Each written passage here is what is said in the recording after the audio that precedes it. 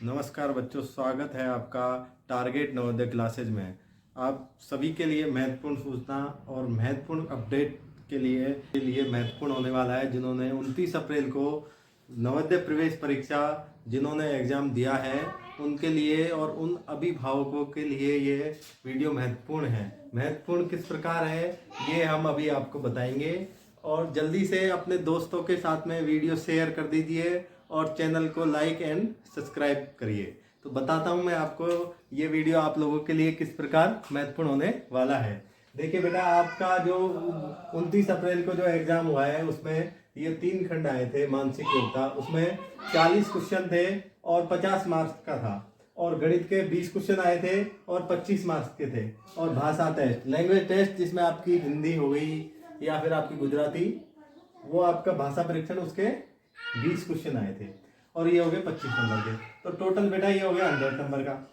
ठीक है, अब आपको पास होने के लिए कितना नंबर चाहिए, तो ये विद्यार्थियों और अभिभावकों के लिए किस प्रकार महत्वपूर्ण है ये हम आपको बताते हैं। तो बेटा इसके लिए आपको 40% मार्क, ये 40% मार्क्स लेके आने हैं। अब मान लो आपने आपकी मानसिक योग्यता की प्रैक्टिस बहुत अच्छी है, आपने हमारे वीडियो देखे और बहुत अच्छी आपने प्रैक्टिस करी है, तो मान लो आपके इसमें 40 नंबर आ गए। तो इसमें मान लो इसमें आ गए, मान लो आपके 20 और इसमें भी आ गए 20, तो ये हो गए बेटा 80 नंबर हो गए। ठीक है, तो 80 नंबर हो गए। तो इसमें आपको बेटा हर सब्जेक्ट में, मतलब ये तीनों खंडों में 40% मार्क्स, 40% मार्क्स लेके आना, 40% नंबर लेके आना आपको आवश्यक है। तो ये बेटा 50 नंबर का 40% होगा 20 नंबर।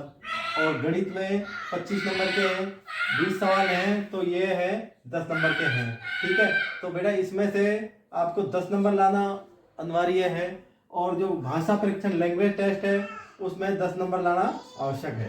तो ये देखिए, मान लो आपके ये बहुत अच्छे हैं और इसमें मान लो आपके टोटल नंबर 80 आ गए। और ये इसमें मानसिक योग्यता में 40 आ गए, गणित में 20 आ गए और इसमें मान लो आपके इसमें 8 आ गए। ठीक है, तो ये कितने हो गए 68, ये हो गए 68 हो गए। ठीक है, तो 68 नंबर आपके आ गए बेटा। 68 नंबर आने के बाद में भी आपका सिलेक्शन नहीं होगा। नहीं होने का जो कारण है इसके पीछे मैं अभी आपको बताता हूँ, क्योंकि हर आपको जो तीनों खंड है, तीनों खंड में 40% नंबर लेके आना आवश्यक है।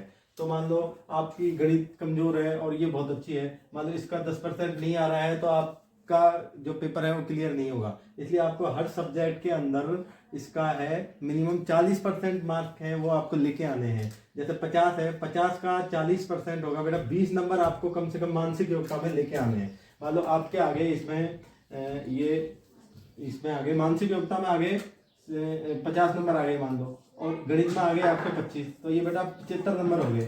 तो ये 75 नंबर, मान लो एक जिले में 2500 पोस्ट है, मान लो आपकी ये 2500 सीटें हैं, तो 2500 मेरिट लिस्ट के आधार पर चयन होगा।